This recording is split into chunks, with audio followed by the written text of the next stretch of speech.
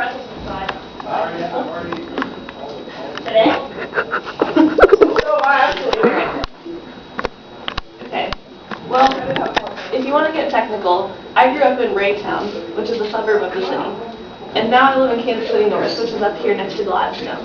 But in general, I consider Kansas City, Missouri my one and only hometown.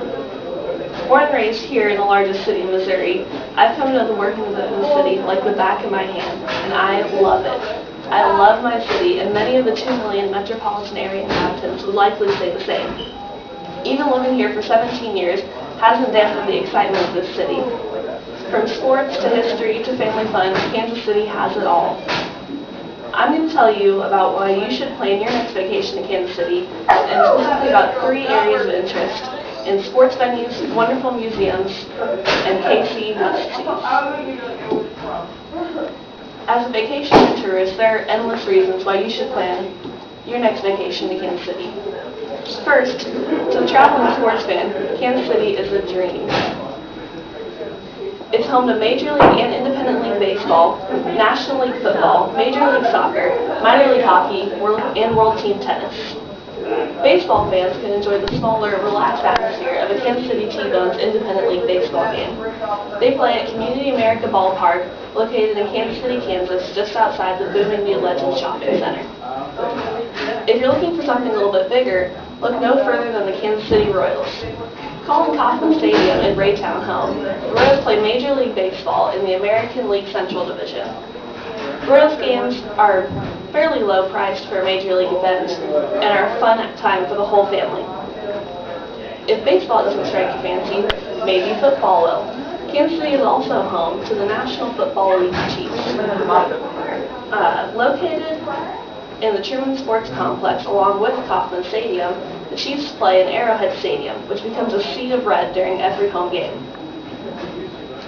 Sports fanatics can also make the short trek across the Missouri-Kansas border to attend a sporting Kansas City game at Livestrong Sporting Park, which is located right by the park where the T-Bones play.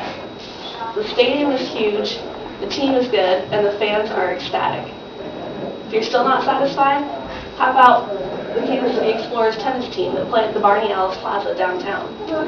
Or the newly started Central Hockey League team, the Missouri Mavericks, who play at the new Independence Event Center. No matter what your sports interest, Kansas City has something for you. Kansas City sports are said to have a soul, to breathe with the life of the excited and loyal fan base. A base that's also accepting and forgiving as it needs to be, because sometimes, especially in recent years, Kansas City teams played less than spectacular. But no matter what, any of these events are certainly one you would not want to miss on your way through town. But maybe you're a history buff instead of a sports fan. Kansas City is still for you. It's home to 2 nationally renowned museums, in the World War I Museum and the Nelson Atkins Museum. First, the World War I Museum lies under the Liberty Memorial, the National World War I Monument.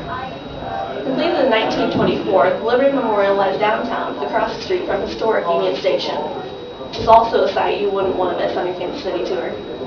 The 218-foot monument rises over the Kansas City skyline, which visitors can view from the top for a small fee. For another small fee, you can go from the top to the bottom and visit the World War I Museum, which lies underneath. This world-class collection of items from the First World War is captivating and interesting, containing everything from gas masks to cannons to life-size recreations of a trench. This museum brings the Great War to life. Not too far away, in downtown Kansas City, is the Nelson Atkins Museum of Art. It is a world-renowned museum and home to over 30,000 pieces of art, and it makes for a fun-filled and exciting display. Recently, the museum also added the block building for modern art, which in 2007 was named Time Magazine's best new building in the world. These museums are great stops in the city. Finally, what's Kansas City without a little bit of what Kansas City is known for?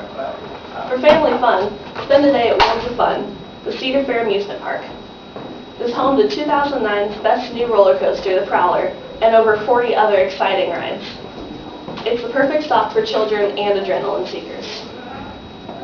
Kansas City is also known as the City of Fountains.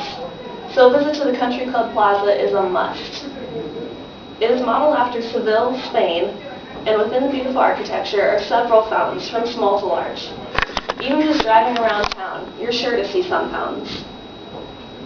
Recently, the Kaufman Center for the Performing Arts was also added and is growing to be a nationally recognized cultural center. It adds a distinct element to the Kansas City skyline since it's modeled after the unique Sydney Opera House. And don't forget, what's Kansas City without some of that Kansas City barbecue? The city with its own style of cooking named after it has several delicious barbecue restaurants. Most well known are Gates, Arthur Bryant's, and Fiorella Jack Stack, which are all located downtown. All of these activities are only a few of the plentiful opportunities for excitement in Kansas City. So yes, I have been living here for my whole life, for 17 years. But I'm still not tired of it. Royals games brighten every summer for me. I've spent hours wandering in Nelson. I've seen the city from on top of Liberty Memorial, and I've taken pictures in front of the fountains at the plaza. Everything just makes me fall more in love with this city. To plan your visit, go to www.visitkc.com and come see what it's all about and fall in love for yourself.